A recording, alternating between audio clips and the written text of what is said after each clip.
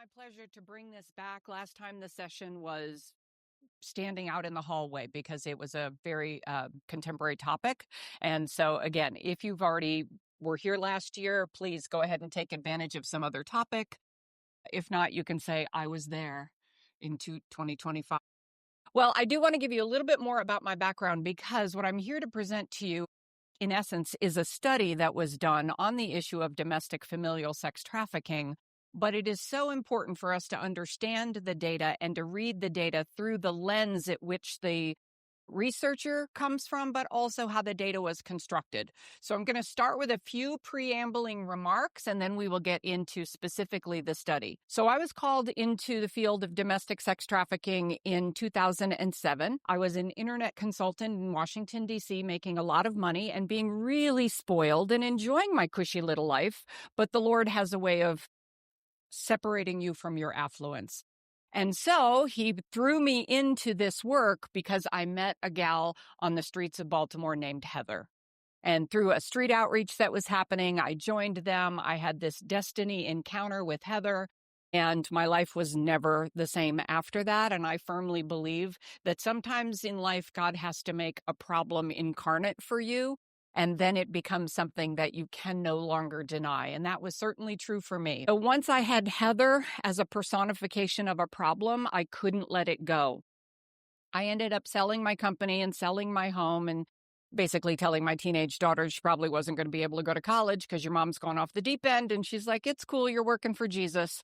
That's a good kid. But I started one of the first residential programs in the United States. And what's so important for you to understand about that is in 2007, the U.S. didn't really know too much about sex trafficking as a domestic problem. We understood prostitution, or so we thought, but we had spent the years prior, 2000 and such, where we looked at the issues of human trafficking as an over-there problem. And for many years, we kind of clung on to that ideal. In 2010, the State Department, which produces the Trafficking in Persons report, for the first time, they included the U.S. in their scrutiny of nations in their violations against human rights in this area, and found that the U.S. was not doing very well at all. So from about 2010, 12 to 16, we really saw a lot of movement in this country with the creation of more service providers, the advent of a lot of awareness campaigns, etc.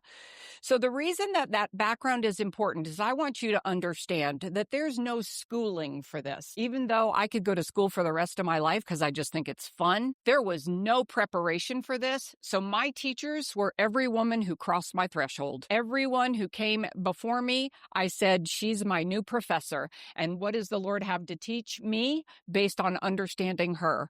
So my lens on all of this work is through the survivors themselves. Now, after that, I ran my tail on the side going, I've got to go learn stuff. So that resulted in the other degrees. But primarily, I like to say that I have a PhD in survivor, and I'm pretty proud of that. Doing the work, being thrust into it with really no preparation whatsoever and just kind of expecting the unexpected every single day, I was ravenous to try to learn what I could about the problem.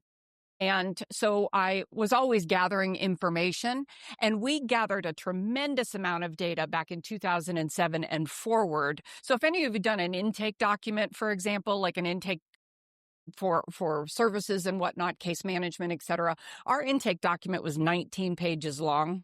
I know you might think that's not very trauma informed, but honestly, we didn't know what we did.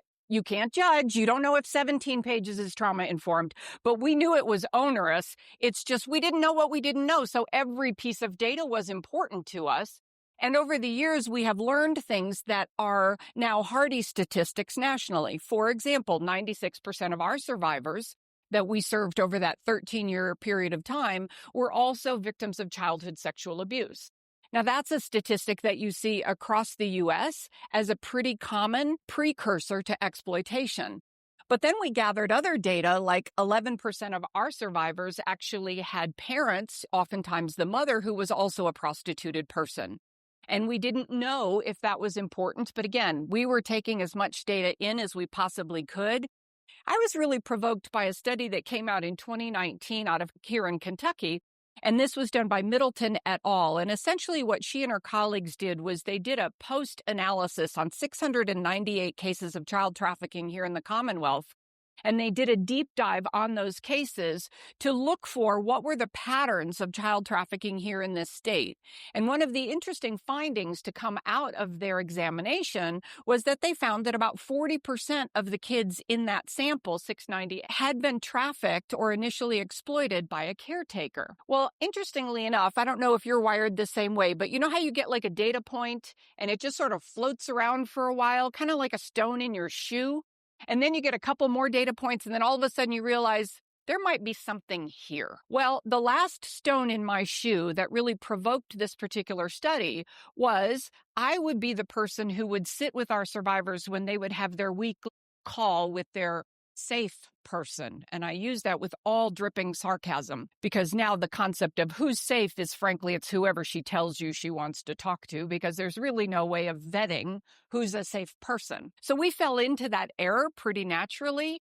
But after listening to the phone calls that our survivors would have, and we had juveniles as well as adults because nobody told me I couldn't, whatever. And listening to those phone calls, as a mother myself, I was shocked by the dynamic that was going on, particularly between mothers and their daughters. It just struck me as particularly odd because I would think, my assumption would be if my daughter was in a recovery program for heroin addiction and criminality and prostitution, that I would be highly motivated for her to get the best possible care. But instead, for example, I would hear a mom say something like, "Yo, B, get your back home and make some money." And you're like, what is that conversation all about? Or I would watch them have these conversations where they would say things to each other. And as an English major, I'm like, that makes no sense. What are they talking about? Almost as if they're talking in code. And I learned later that, in fact, they were kind of talking in code. And so that's one of the points I want to talk about today.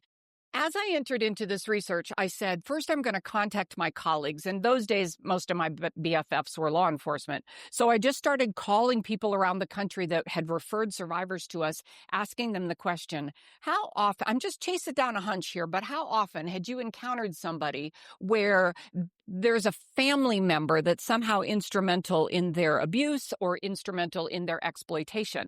And just anecdotally, I would hear 30% of the time, 40% of the time, 90% of the time. And I'm thinking, okay, we're seeing it, but we don't know what to call it. So I went to the literature and I said, all right, I'm going to go see what the scholarly side of the world has to offer. Maybe there's something there. Well, so I scanned and scanned to try to find anything on this phenomenon. I didn't even have language for it. And I started by looking at incest because, of course, first we're looking at the nature of this unique relationship within a family, but also that sexual violation. We have a lot more research, particularly in the 70s and 80s up to the early 90s on incest, but it wasn't quite right. I did find, mostly in European international studies, the phrase intrafamilial sexual abuse. There's only one state in the U.S. that uses that term. Then I came across this one from 2004, conventional child sexual abuse with payment, which I think is frankly just a disgusting term on its point, because what is conventional about child abuse? But here's what I think is interesting. Back in 2004, they said, okay, well, we understand child abuse, but there's this with payment piece that we have to tag that on because something's different. So they were on to something well before I was. As a good academician, Reed and his company came up with family facilitated juvenile sex trafficking, or FFJST. You're welcome. You never have to say that again because nobody else uses that terminology. There's some fascinating literature by Michael Salter, and I'm going to make mention of his work in a minute. But he wrote a text, I'm rereading it now, on organized sexual abuse, and I think there's a tremendous amount that we can learn from his work. He's primarily out of Australia, but we're going to stick with familial sex trafficking as the term going forward. So let me talk about Michael Salter's work again, because I know it will inform the way we will look at the data as we go forward with this study. Basically, what Michael does is he says when we have something like incest, you oftentimes have a single perpetrator and a single victim. And that perpetrator is inflicting the violence on that victim. And sometimes when we have like sex trafficking, you may have a perpetrator and then you may have multiple victims. But what his study has been surrounded is the phenomenon of multiple perpetrators, multiple victims. Now, you immediately know where Michael has landed if you think of things like Epstein, Diddy, right? Multiple perpetrators, multiple victims, an organization. In his text, he basically talks about 4 different kinds of organized abuse. And we don't have a whole lot of time to go into that, but essentially he's talking about network, institutional, ideological, and familial as his 4 categories. And each one of them have a different dynamism to it. But across all of these types of organization, he says we have to appreciate that any organism, any organization has certain characteristics to it. And again, this is accessible to all of us. For example, an organism has members. So if you think of a club, you think of a sorority, you think of a school, you think of a family, it's pretty evident who's in and who's out. We know that's true for networked abuse if you think of something like Epstein, because we know there are a bunch of members on that flight log, even though we don't know who they are.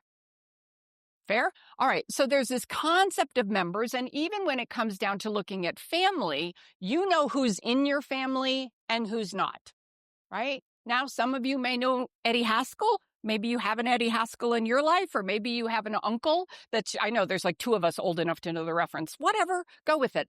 But you know how you sometimes like acquire people in your family and they're just like, I don't know, we've called him uncle forever.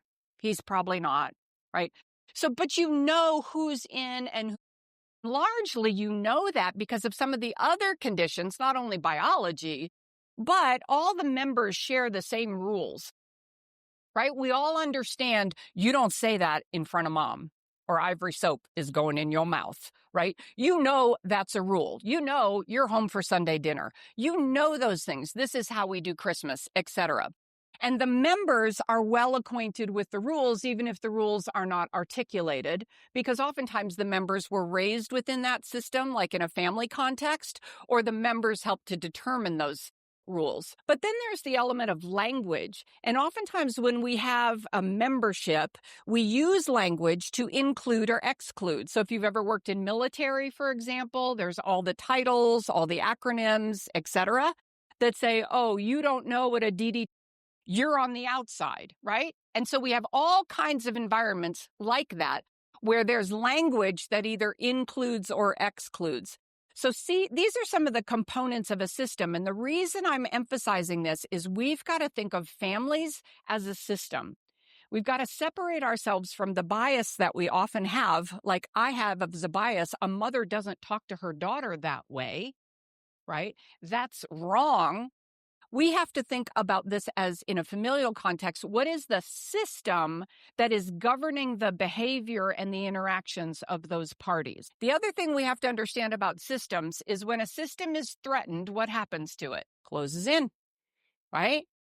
It's like, girl, you better shut your mouth. You better not talk to that school counselor ever again. Right? Because the system has to protect itself. It will close in. That's why we don't know anybody on the flight log. That's why we haven't had the release of information, because the system in those examples has closed in to protect the system. All of those aspects of dynamic are at play in familial trafficking, and that's why I want us to have that as almost a philosophy for looking at this particular type of crime. So in defining familial sex trafficking, first, I want you to understand when we talk about human trafficking as an offense, it bifurcates into labor trafficking and sex trafficking. You probably already know that. Then when you go into either labor or sex trafficking, it continues to divide by venue, by channel. So for example, trucking and the trucking industry exploitation looks very different than escorting, which looks very different than street prostitution, et cetera, et cetera. So it's important for us to understand that when we're talking about familiar, we're talking about a subtype of sex trafficking. And even today, in this brief hour that we'll have together, we're not going to be able to cover the sum total, because if we're going to talk about familial trafficking, we have to say, well, what are all of the possible familial relationships? Today, we're just going to talk about parent-child, but familial is also inclusive of spousal and sibling. And that's something that maybe is a topic for next year's presentation. As we understand familial sex trafficking the way we're going to talk about it, we have to first unpack what do we mean when we say family member.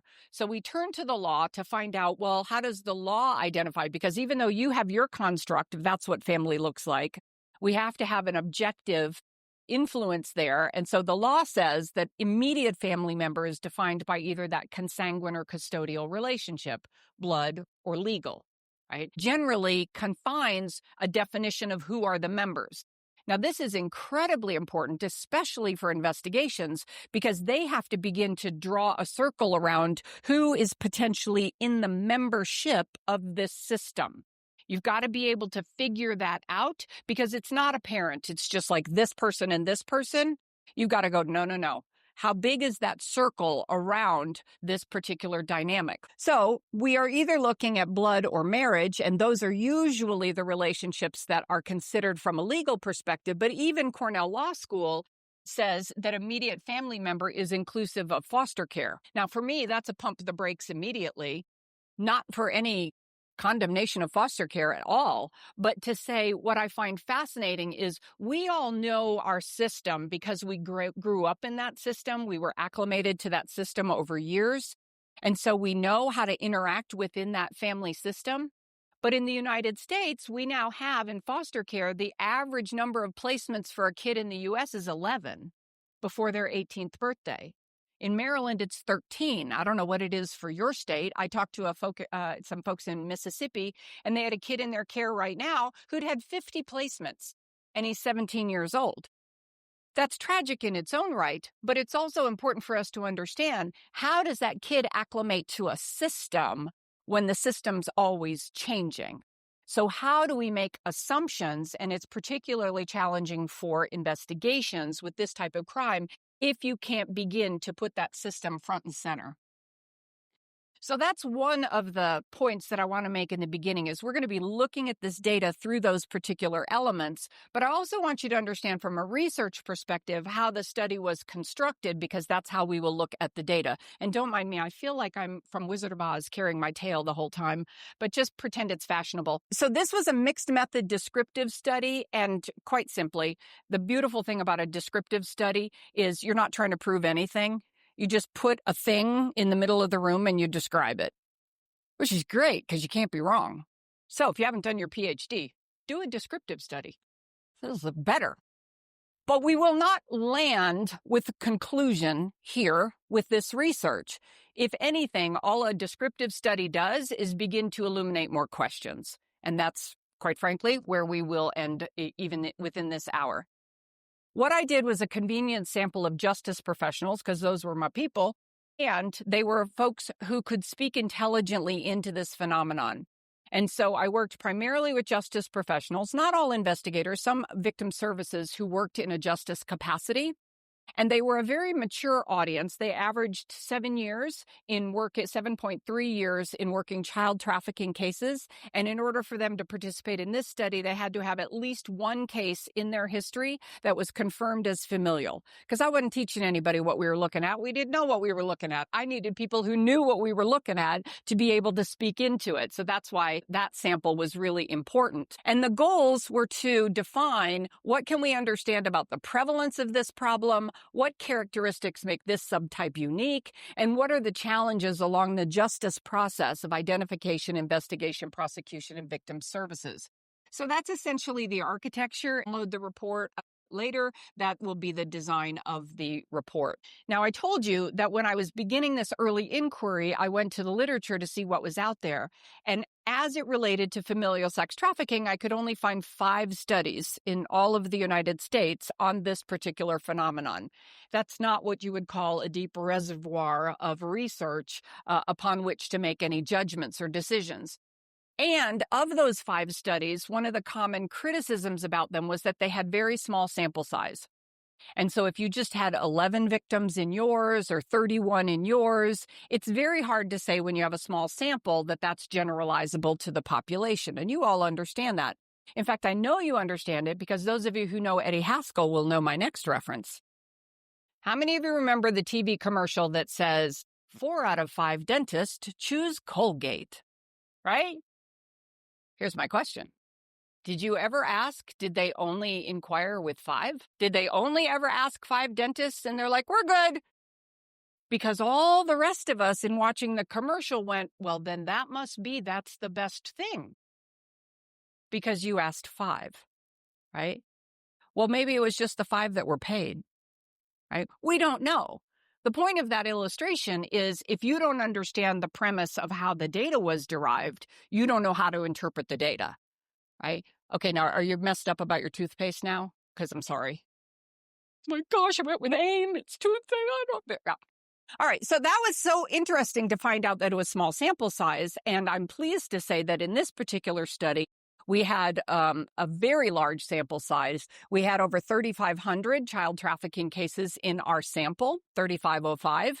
Of those, 917 of them were confirmed as familial. So as we go forward, roughly about 1,000 cases are the N for the data that we will take a look at. So that's a much more credible sample upon which to make some of these judgments. So remember, my first question was, well, what is the prevalence? Because in the anti-trafficking world, they're always asking us, how big is the problem, right? Wherever you are, they're like, well, we're in Sheboygan. And, we're the 3rd worst in the nation. Why we're bragging about being the best of the worst, I have no explanation for that. But people seem to be motivated by whether or not the number is bad enough, right? Like we have some tipping point. Well, so I sought through this data to find out what did they see in terms of prevalence. And I found everything from 12% to 40% to 44% to 60%, 62%, yada, yada, yada. Bottom line, when you look at the scant amount of research that was out there, there was a 50-point spread in the range. And I know nothing about sports, but I know 50-point spread is like bad, right? You have a sports shirt on? Is it bad? Okay, it's bad. So that wasn't really telling us anything, but somewhere within that, it didn't say it was 0. So we still had something to go on. So I wanted to get some more data. We contacted all of the offices of Attorney General across the United States and said, if you do a human trafficking report, send us your report. Now, we had to read line by line every single one of those reports because remember, when you go back to the terms, they're not all using the same terms. And there's no indices that says, oh, go to page 37 to get to familial. Hopefully we'll get there, but we're not there. Here's what we learned by doing that scan of the human trafficking reports that came from about 27 out of 50 states. South Carolina said it was 19%. Hawaii said it was familial was 25%. Colorado's the only one. Anybody from Colorado? You're the only European one. So they go with intrafamilial. They said 42% of their cases. Minnesota said 45% recruited by a family member, 24% trafficked by. The Kentucky one is an interesting one because in 2019, their first data point was 40%, but then they kept looking at that over subsequent years. And the 2022 data that went to A.G. Cameron at the time was that familial trafficking in this state was Commonwealth. I just moved here. I got to say the right thing. In this Commonwealth is 60%. So before we assume, oh my gosh, the problem might just be worse in Kentucky, that would be false because I'll tell you, the only 2 states that are really studying in this with intention are Hawaii and Kentucky. Texas has just started a familial working group, and so they have begun to do a vertical study on this particular phenomenon. So we all know you're not going to find the things you're not looking for. Interestingly, though, Kentucky didn't use any of the terms that I listed on that prior slide. They used the term caretaker perpetrator. So yet again, another term, but you can see where caretaker would be beneficial because that could be inclusive of foster care, right? Or any kind of kinship, temporary, etc. And then Mississippi did a study just of 4 counties, and they found familial to be the single most prevalent form of trafficking in those 4 counties. So bottom line, if we throw all of these different data sources into the proverbial funnel to see what comes out, in this study, the 917 out of the 3,505 says 26% of the cases.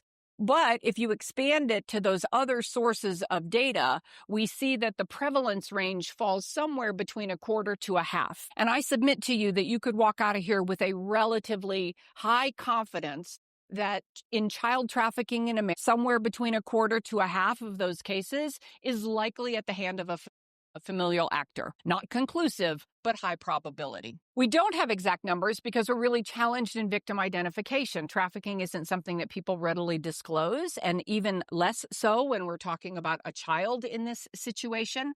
So that's a problem. It is also a problem that we have failed to ask the right questions, and I'm going to say a bit more about that. I thought this little bit of feedback from a law enforcement officer was interesting.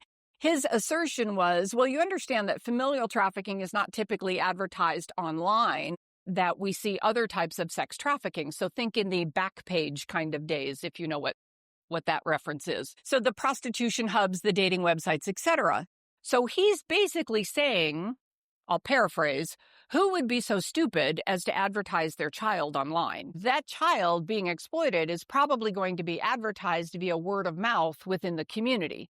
So that's his presumption. I'll tell you, that was mine as well, because prior to this life, I was an internet consultant. So I'm like, yeah, who would be so dumb to leave a digital trail of their criminal activity? Cliffhanger. Another challenge that we have is there's often a misidentification of the juvenile, not as a juvenile, but whether or not that juvenile is complicit in the criminal acts in which that child is engaged. And what I found interesting as one of the takeaways from this study was that these law enforcement, particularly the investigators, said that 80% of the time they had encountered a juvenile. So imagine a scenario like, here's a 15-year-old at the motel again, and we're going to go pick her sorry little butt up again, right? You could, after that repetition, presume that child is there willfully. And maybe that child's given you all kinds of smack to suggest that she is there willfully. But the next best set of questions might be, how did a 15-year-old get there in the first place? Where's the money going? What has anybody else in that commercial establishment seen that might shed more to this picture? And what they said was 80% of the time they had apprehended a juvenile believing that at first blush, this child was willfully participating in this criminal activity, but only after asking better questions, they were able to trace it back to a familial actor. So kudos for them for going that extra effort to make that inquiry, and that's something that we have to do as well.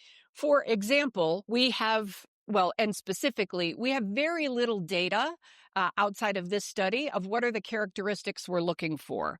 So we don't know necessarily, there's not like a, the ACEs study and things like that. There's not a checklist that says, let me go through here and then conclusively this must be trafficking, and certainly not for familial.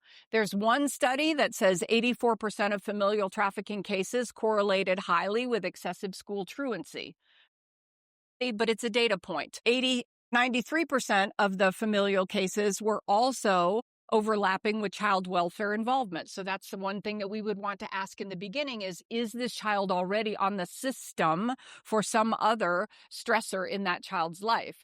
What I thought was particularly interesting is one other study says that familial perpetrators are less likely to take their child in for medical treatment than commercial perpetrators.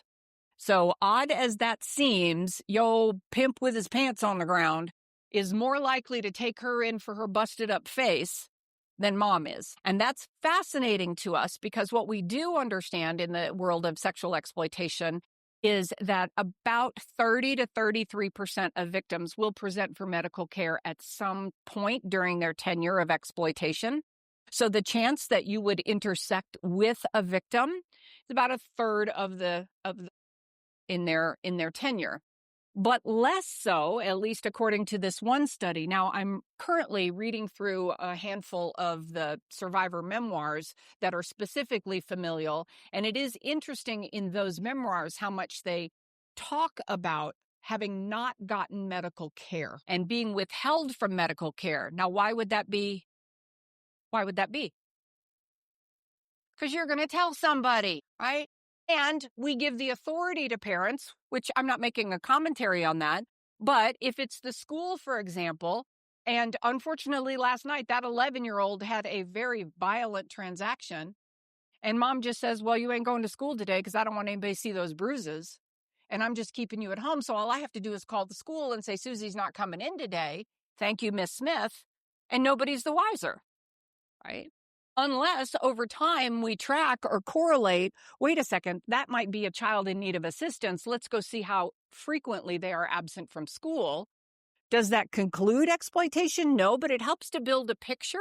And it's something that the courts can take advantage of in understanding, is that possibly a sign of neglect? So I say there's no magic formula to find this particular population, but we have screening tools. Anybody use a human trafficking screening tool in your world at all? None. Fascinating. It's quite all right. It's not a condemnation. There are a wide variety of screening tools that are available for human trafficking. Some of them are good. Some of them are pretty scant. What we did was we asked the survey population if they use any tool at all, and it was only about a quarter of them, about 24%, said that they use a screening tool, and most folks said that they adapt the tool that they use. The most common one or most ubiquitous out there is the CCHF tool, the Commercial Sexual Exploitation Identification tool. You have to be trained to use that tool and interpret that tool, but they do have a version of that tool that is specific to medical. So if that's something that you're looking to implement in protocols in your setting, you might take a look at that particular tool. But interestingly enough, most of these respondents who are using a screening tool say that they modify the tool. Well, that corrupts the validity of the tool, but I completely understand it because I've been doing a handful of presentations on Native American reservations, and they say the language in these tools is not relevant to us at all. It's not culturally relevant. It's not governance relevant. And so they have to modify that for their setting, and that makes perfect sense. So we went about and we gathered as many of these screening tools as we could find. We found 33 of them, and we did a line-by-line, word-by-word review of them. And there were just some interesting observations, bless you. One of those observations was none of the tools asked questions about the relational sphere of the child. Put a full stop on that. So none of them said, who are the members? Who's in your orbit? Who's around you? Who's in your home? Not so naive to think that somebody's going to say, my perpetrator is. Right? That's highly unlikely. But how useful it would be for us to know, mom's got a boyfriend.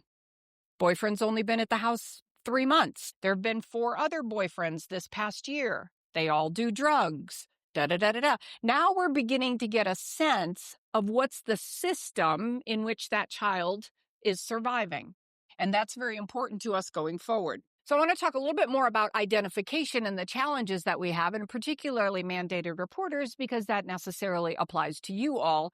So there were about 4 different studies done on mandated reporting as it relates to human trafficking, and I want to talk about a couple of those and rant, because this is all here for my therapy. That's why I'm here. One of them, thank you all for serving. One of those studies was really interesting, and it spoke to the absence of training. It said out of the 14 states that mandated that their child abuse statute be modified to include sex trafficking. So we had to do that in Maryland, right? You've got your child abuse statute, and it lists all the bad things that you could do to a kid that constitutes child abuse, but trafficking the child wasn't on there. So you have to go through the whole legislative process to get that amended to include trafficking. Okay, that's all good. So 14 states did that, but the problem was they didn't include training. So ostensibly they said, now you all are legally responsible to identify victims of trafficking and report that, and we're not going to tell you how. So again, what should we expect to garner out of your efforts if we haven't equipped you with the tools and the knowledge to be able to do that? In fact, almost 600 of these mandated reporters, 60% of them said that they'd received no training of any kind. So that's a problem. But I think even more so a problem was this study by Hardinger and Saunders. This one just makes me crazy. What they did was they studied the role of bias or perception in mandated recorders. So they just looked at school and healthcare, right? They just took those 2 settings for mandated reporters. And their bulk of questions were around, if you encountered this scenario, would you report? If you encountered this scenario, would you report? So that was the essence of their study. What they found was that about 97% of the mandated reporters said that they absolutely would report if they believed that a child was being exploited by a family member. Okay, so I know this kid is being sold by somebody in their family. I'm going to report that at 97%. Now, as Christians, we know that means 3% are going to hell. Give them to Jesus, and he can fix that. But here's where I think it's really problematic, they said that they probably would not report if they knew that the adolescent was being used for the manufacture of pornographic imagery, being pressured to exchange sex for money or goods, the very definition of human trafficking, or working at a strip club, would not report. Because almost 60% of these mandated reporters said some girls just choose to prostitute. This was a study that was done on adolescents under the age of 18. Here's the crux of the problem. We can have all the laws we want, and we can have training all day long. But if somebody's personal bias says, that girl's just trampy, that girl's whatever, fill in your generational word for it, right? And my perception of that child supersedes my legal responsibility, we have a problem. And I want to submit to you that as in your setting, wherever you are, you have got to advance not only training, but an open conversation about bias. Because having been in Baltimore for the last 30-some years, and working a lot in the ER, there are times when you unfortunately can regard certain people as throwaways. And that's a bias that is going to impact their care. So we've got to take a hard look at where we have biases that frankly have a negative outcome. Now, here's a case study. Anybody from New Mexico? No? All right. So this is from the newspaper in Albuquerque. The headline basically says, Mom and I hustle, 7-year-old's confession that led to dad's prostitution arrest, according to New Mexico's cops. Already, I'm having a fit. Because why is a child confessing? And why are we using the word prostitution with a child? So already, we're not getting past the title. But let's go ahead. Here's the story in brief. So we've got this 7-year-old girl, and she's not coming to school consistently.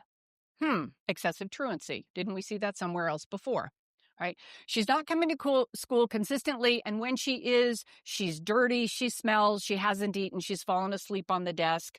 Clearly, we have a child in need of assistance, right? Now, fortunately, this teacher, who did not perceive that child to be a throwaway, said, I'm going to take it upon myself that the next time that kid comes into my class, I'm going to see what I can do to help her. So she goes out and she gets a fresh set of clothes, waits for the kid to come back. Sure enough, she does. When she does, she escorts her into the little girl's room, changes her into clothes. And while she's doing that, she notices there's blood on the little girl's panties. She asks her about that, and the little girl says, Mom made me hustle last night. What did I say about language? That's language where you as an adult go, that doesn't fit. That doesn't fit that person. That doesn't fit this scenario. That doesn't fit that age. But don't dismiss it as that's odd. I'm going to tell you that was the Holy Spirit smacking you upside the head, saying, pay attention, right? And because this particular teacher said, that's odd for a 7-year-old, she then reported it to the principal, who reported it to law enforcement. And what the investigations were able to determine was that her biological parents, Terry Sanchez and James Stewart, were taking this little girl to a strip club in the evening, sometimes intoxicating her and forcing her to perform sex acts on the patrons for drugs and money, teaching her the hustle. Well, so here's some interesting things about this particular case. Unfortunately, in this case, as in many child trafficking cases, it can take a tremendously long time for these cases to go to trial. On average, 30 to 40 months for these cases to go to trial. So that's a long period of time that child is often remanded back to the home. What do you think is happening in that little girl's world now that some part of the system has a crack in it? Right? So we've got to be thinking about that. But on the upside, one of the good things to come out of this particular example, this case, was now we've also got this family on the radar. And now we're going, wait a second, what else is going on in that home? Who else is in this system? And they were able to find out through investigation that this mother and father, using those terms biologically, were trafficking 2 of their children by sending them out on the highway to panhandle for drugs. And they gave unlimited access of their 8-year-old son to 2 men in a hotel room on multiple occasions. So because this one teacher, this one mandated reporter who didn't exercise out of bias, but who instead did the right thing, she was actually able to identify 4 children who were being trafficked in 3 different ways, which is the good news. And we always have to hang on to the good news wherever we can find it. Now, I'm happy to say that the parents have been convicted of crimes, but the little girl's case got thrown out on inadmissible testimony, and it is still on appeal today. So now we're in the study. Okay, and you're like, well, it only took you 30 minutes to get there, Jeanne, but this is all really good stuff. Let's look at some of the characteristics of what we found in this study. One, we found some commonality to what we see in generalized human trafficking, and that is predominantly the victim population is female, right? No matter what you hear, females are just trafficked more than any other segment of the population. We saw that at 83% with this particular study. But some of you may have heard, if you've been to a human trafficking presentation, they talk about the average age of recruitment into human trafficking is between the ages of 11 and 13. Have you heard that before? It gets bantered around a lot. I'm not really sure about the citation on that, but it gets thrown around a lot, and it's fairly hardy. We found that 72% of the victims in this sample were between the ages of 14 and 17. Now, it would be an error for you to walk out of here and say familial trafficked victims are older. Why? Audience participation time. I taught high school. I can wait. Maybe less likely to report. Could be biased. What we found in this particular study was because the data was given to us by law enforcement, this spoke not at all to the onset of abuse, but to the moment that the child was encountered by law enforcement. So I don't know if this started when you were 8, but I picked your little tail up at the motel at 15. So on my paperwork, it's going to say 15. Follow me? Right? Now, there's nothing surprising about that because between 14 and 17 is when we have a lot of kids who are kind of they blend in, right? They could look older. We go, I don't know, she's probably almost 18, right? Barely legal, that heinous phrase. So we could have kids that could just sort of blend in with the adult world. And this really correlates well to all of our runaway statistics in the United States because the average age of running away in the U.S. is 13 to 15. What we have to do with this data, because we understand how the data was derived, is to say we know nothing about the onset of abuse. We don't know if it started at 6 months old. We don't know, and I've found 0 studies about the onset of abuse for familial trafficking. 2 studies that say generally the familial trafficked individual is sexually abused at a much younger age, and most of the incest literature says at a much younger age. What we have found for our commercially trafficked individuals who did not have a familial perpetrator is that their average age of entrance into sex trafficking is around 15. And it often correlates with having run away from home. So those are just some interesting things. Like I said, it's just going to lead us to more questions. Often we get asked, well, who would do such a thing, right? Who within a family would do such a thing? Most of all those 5 studies, now 6, have the biological mother as the perpetrator of this offense. But here's how I want you to understand familial. It's different than when we talk about other types of crimes. Remember I said in the very beginning, you have a perpetrator and you have a victim, and we're all kind of used to that construct. What you have to understand when we're talking about familial is you may have a perpetrator because by definition, that's the person who grants access to the child. That's not always the same as the offender who's inflicting the abuse. So you could have a perpetrator as the gatekeeper to the child, multiple offenders, right? You follow me? One perpetrator, gatekeeper, right? And however many children, right? That's part of understanding the system. That's why when I'm working with investigators, we're always talking about, you better put a 3rd empty chair in the room because you've got to figure out who's not here that is part of influencing this system and how it operates. We also have to be careful because sometimes the perpetrator, in this case biological mother, is also an offender. And that has to be teased out as well. This study did not go that far. But by and large, what we're seeing is biological mother is the perpetrator in the majority of cases. As much as it hurts your heart, there's nothing surprising about this. HHS puts out statistics about child abuse every year, and the biological mother, by wide margin, is the offender of child abuse actions against kids by a wide margin. And we know that we have a very high percentage of kids in the United States who are being raised in single-parent households, and those single-parent households are more often than not headed by the female parent. So, other correlative factors here that suggest why it makes sense that the biological mother would be in that nexus role, still tragic.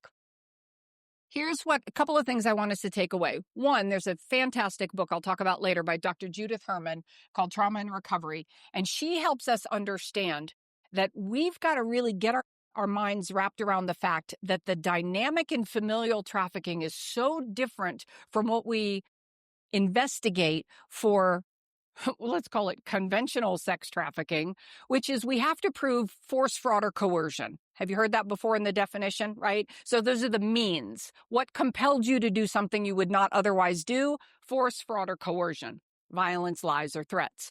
What Judith Herman says is we've got to take into consideration that the question of force is being involved is largely irrelevant because force is not necessary to compel the child into obedience. It is merely the parent's authority that is sufficient. All right, illustration time. I'm 62 years old. To this day, if my mother says, Lynette, I get my hair out of my face because she hates that. It was cool in the 70s, but not anymore. But I know all my mother has to do is say, Lynette, and I have a physical reaction, right? Sit up straight and stop doing whatever you're doing. And every one of you have that. Every one of you have ways in which behavior has been compelled by a symbol, a look, a sound, a tone, a word, right? And I'm not saying punitive. It can be complimentary.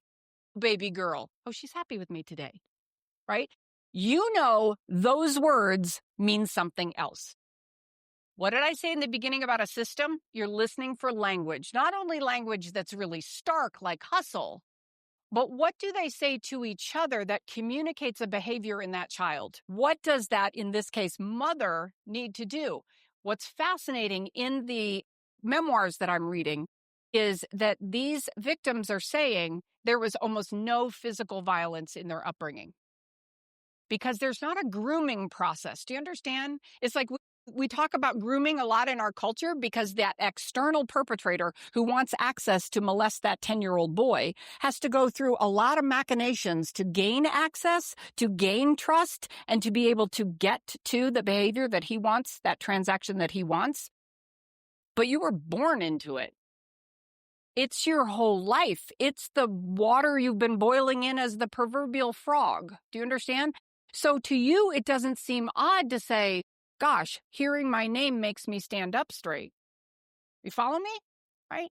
I want you to think about that because these are the little clues that we're listening for in this kind of offense, and particularly because of that relational dynamic. Now, the second thing I want you to pay attention to is the second most common perpetrator profile was mom plus boyfriend.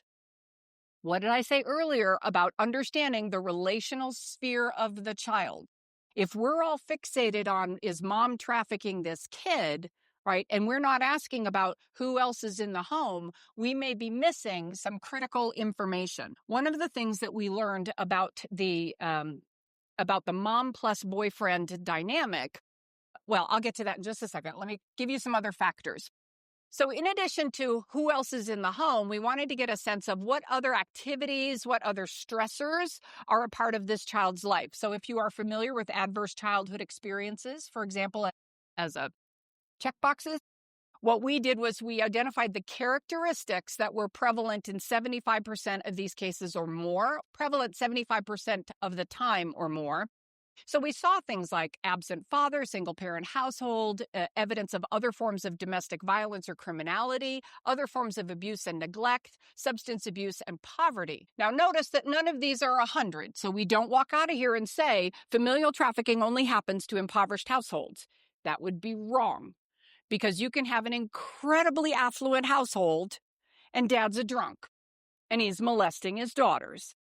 And you could read the book Miss America by Day and get a real clear sense of what that is like. So we have to understand that this child is also surviving a lot of other stressors in addition to the abuse that they are suffering. So when I did this study in the beginning, I did a short version of the study back in 2020, just a little sample, 157 cases, and I went in with a bias again. And being an internet consultant, one of my biases was, what did I say in the beginning? Nobody would be so stupid as to, right? Nobody would possibly do that. Dumb criminal tricks. I was corrected because I got so much feedback. I didn't even ask the question whether or not these children were being advertised online. And then when I did the full study in 2021, we found that it was about 65% of these kids. Yes, in fact. Remember what the police officer said? They wouldn't do that. Yes, in fact. Actually, these kids are.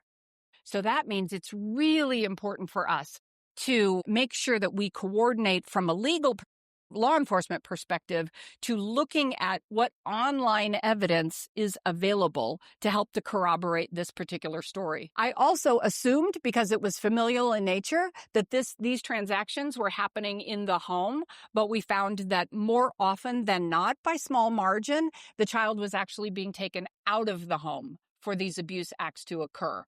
Now, I am ever the Pollyanna, so I'm always trying to look for the good news in the statistics. And this is a bit of good news for us because within the home, we have a lot of restrictions. We can't go in there unless you have a warrant. There's a shroud of protection around the home. We want that in America. But if that child is outside of the home, at the motel, at the truck stop, at the convenience store, at the strip club, whatever, there is a chance that our PSAs and our awareness programs and our posters and our trainings and all of that will help us see something and say something. So I have to be encouraged by that.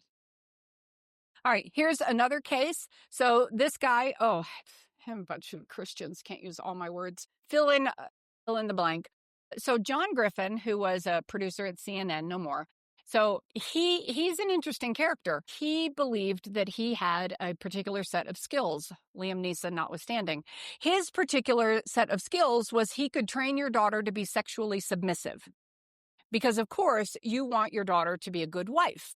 And the only way she's going to be a good wife if she knows how to please a man. And fortunately, he is skilled in teaching your daughter on how to be that. So John Griffin goes online and he advertises these services that says that he will break your child and teach her how to be sexually submissive. So already our heads are exploding, right? And you're thinking, this is ridiculous. This is crazy. Who in the world? Well, they did. And in fact, we've got this one mother. She's got two daughters, age 9 and 13. He sends her $3,000 to buy them, the three of them, plane tickets to fly them all the way across the United States to where he is in Vermont for the purposes of raping her two daughters so that he can break those children. Then we've got examples of him doing virtual training sessions where he's teaching a woman and her daughter to strip online. Here's another one with a 16-year-old that was flown out with her mother to the ski house in Vermont for sexual training, and he's bragged about sexually training girls as young as 7 years old. So if I say this largely to condemn myself, because if my bias going in is nobody would be so stupid or so blatant to do this online, that has been proven false in a number of ways. But in addition, what I find captivating about this particular case is while I have some feels about John Griffin, I'm more frustrated by the fact that if you look up all of these examples in the news, nowhere does it say the mothers were sex traffickers, because that mother there recruited, harbored, transported, provisioned, and obtained.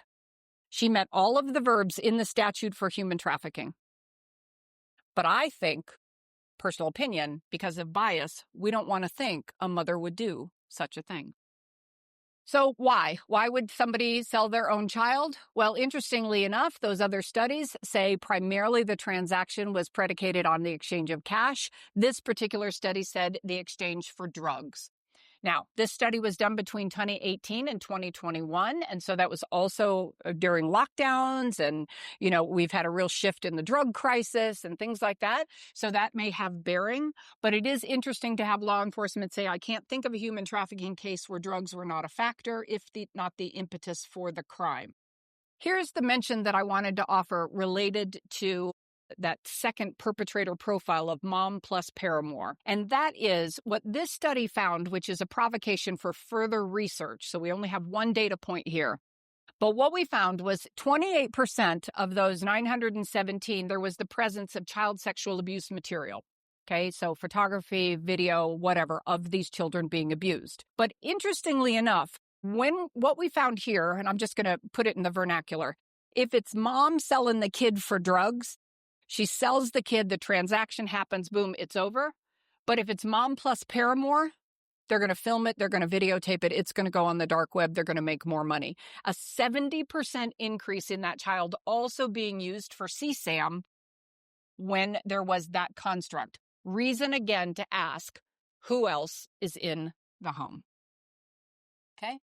We are going really fast on time, so I want to hit a couple of just really highlights. One is specifically for you. I want you to understand that because you're probably not going to see them as frequently, but you have an opportunity in the event that you have a child who's in an abuse situation to ask better questions yourself. Like, have you ever been in a situation where you were hurt and you weren't cared for?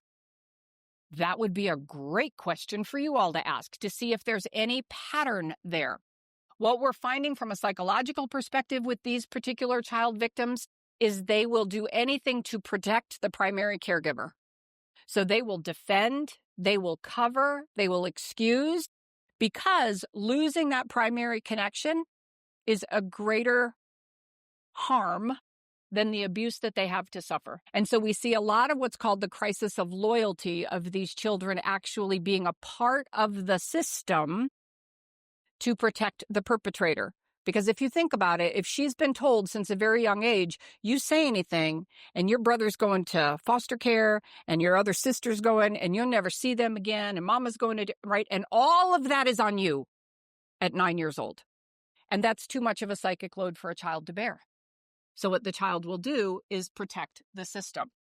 So you might take a look at a list of some of those co-occurring risk factors and explore them. You might inquire about the relationships to siblings, other caretakers in the home, maybe extended family. Do you ever go live with grandma? Those types of things.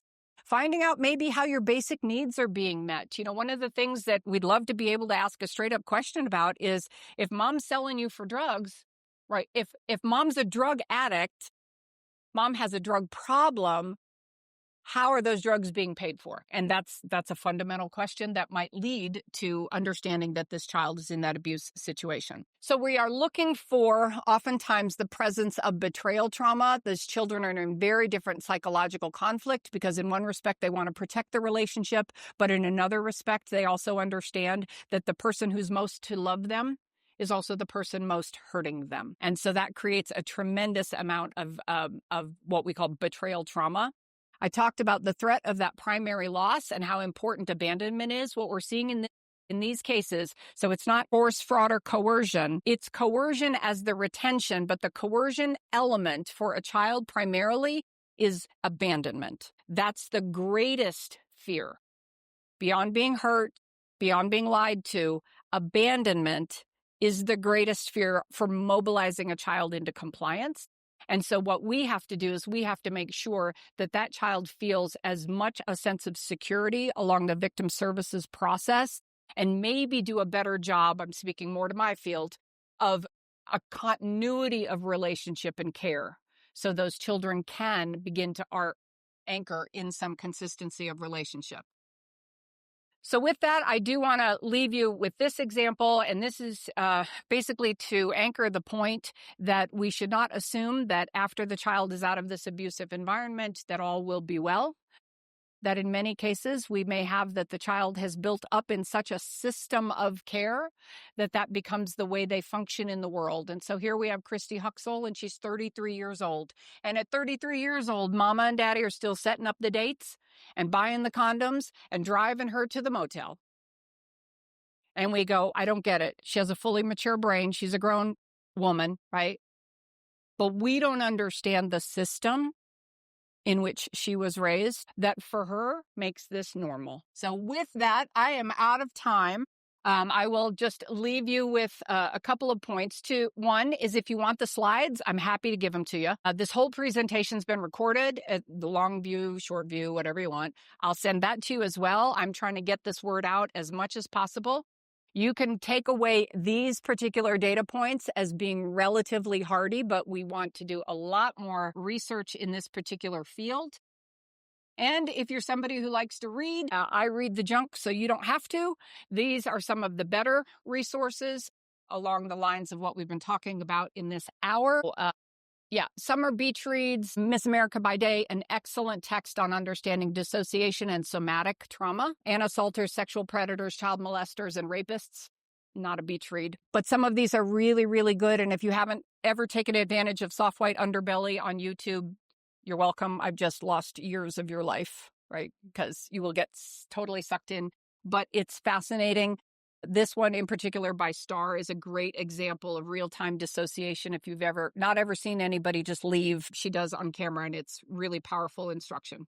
So with that, I will leave you my contact information. I have cards up here. I am happy to help you in whatever setting you can. Please go forward and share the message. Thank you.